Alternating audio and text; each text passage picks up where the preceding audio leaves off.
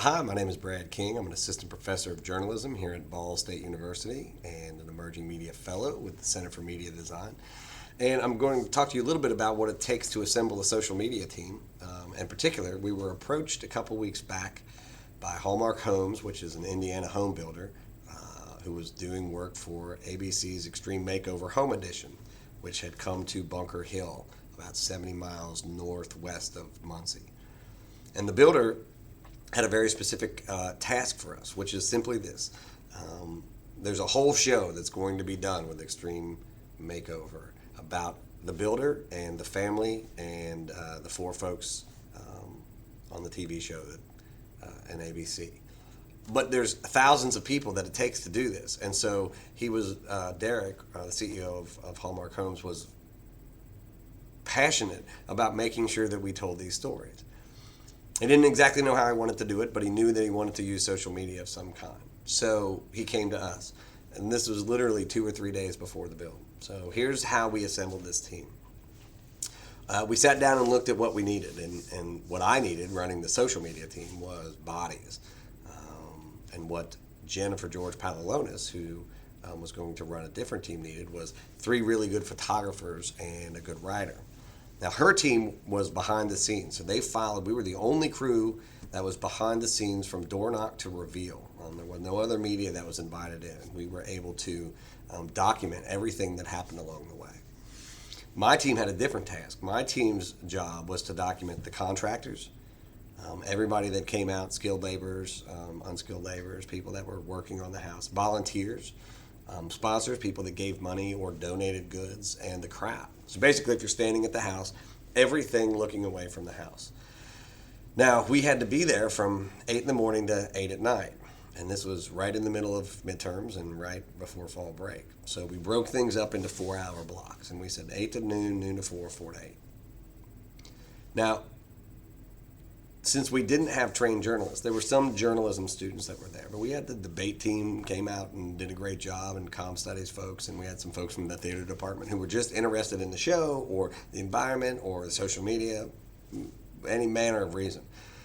And we created a 20-minute boot camp to explain to people not only what we needed, but how to use some of the equipment. Now, we just used point-and-click cameras. We used pens and paper. We took a bunch of people brought their own computers up. I brought my own. We had little tiny handheld cameras because we had to keep this at the lowest common denominator. We didn't edit video.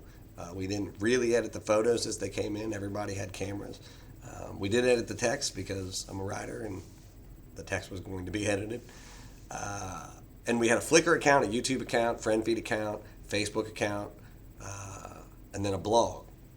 Now, we weren't promoted on the Builder site or ABC. So what I'm about to tell you is everything that was sort of developed through word of mouth and some community outreach. At the end of the 7 days, we had 100,000 people that had come to the blog. We did somewhere in the neighborhood of 450,000 page views. Our photos did like 100,000 page views. Our videos did somewhere in the neighborhood of 20,000 page views. That's the specifics are in the column. But it was enough for us to understand that this had resonated with people. Now, when we set out to do this, and I just want to talk briefly about what the plan was, because I think that's really the most important part of this, is that they came to us. We could have looked at this and said, well, we're just going to do the blog and photos, and Jen's team will take the pictures, and when the show airs, we'll put that up on the blog.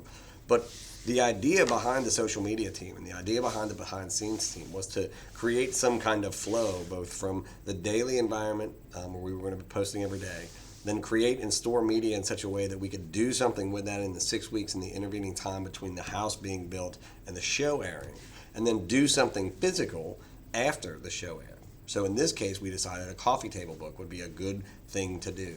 So as our social media kids were out there, it was important that Jen and I made sure that we were filling up the content that we knew we were going to need for the book later on. In other words, we had planned this sort of from the beginning, and we knew that we needed to get certain kinds of things as we went. The other thing that we knew in those 6 weeks, in those intervening weeks, is that we were going to have time to play around with some interactivity. And to do that, we knew that we were going to need metadata. Now, we could have designed this in such a way that we hired designers to come in and build interactive stuff. But there's enough interactive tools that are out there that we knew that we didn't really need to do that. So if we were a news organization, maybe we would, although it doesn't necessarily make sense to go high end right off the bat. So I had everybody who talked to anybody collect the name, first name, last name, and zip code of everybody they talked to. And we then loaded that into Google Maps, exported that over into Google Earth, got Jing, which is a screen capture software, and shot a video of what it looks like to build a house in 106 hours. When you begin to visualize all these hundreds and thousands of people that come from all over the country to help build a house in 104 or 106 hours, it begins to tell this very interesting story, one that we couldn't really tell in words or with pictures. So we exploited the tools and the technology that were out there to give a good sense of what's happening. All of that leading into the coffee table book, which will chronicle day by day what it takes to build a house. Things from behind the scenes. At that point, once the show airs in January, everything we've done is free and clear. ABC has to approve it, and we're hoping that they will, and the builder has to approve it, although we're working with both of them as we go. So that what we have is this really popular website around this, where we told lots of stories of the behind the scenes people. We have some interesting interactive graphics in the in-between to sort of let people see, like, this is what it takes. This is how this thing goes down. Then the show will air on ABC. And then after that, we'll have this book, this really nice, glossy, behind the scenes, everybody who's involved, the family, short stories about what's going on book that commemorates that whole event. So for us, when they came to us and said we want a social media team, we thought, well, we don't think that you want a social media team. We think you want a social media team and a bunch of other stuff. Then we tied all of those things together. The boot camps were all about making sure that we got information that we needed. The behind the scenes team were really talented photographers and writers who were out making sure that we got the specific content that we needed. And then Jen and I were coordinating in about 2 inches of mud most days, because it always rains when you do things like this.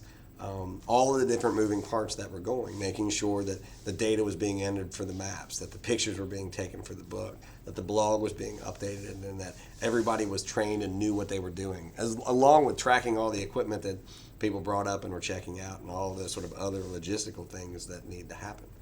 So that was how we put together this team for ABC, and we hope that this is the beginning of several partnerships like that. I know that we already had a few different groups ask us if we would be interested in doing that. But this was sort of our experiment in on-the-fly melding social media with traditional media and seeing what we could come up with. So if you'd like to go see what the blog looks like, you can go to www.hallmarkblogs.com, www.hallmarkblogs.com, and I will see you next month.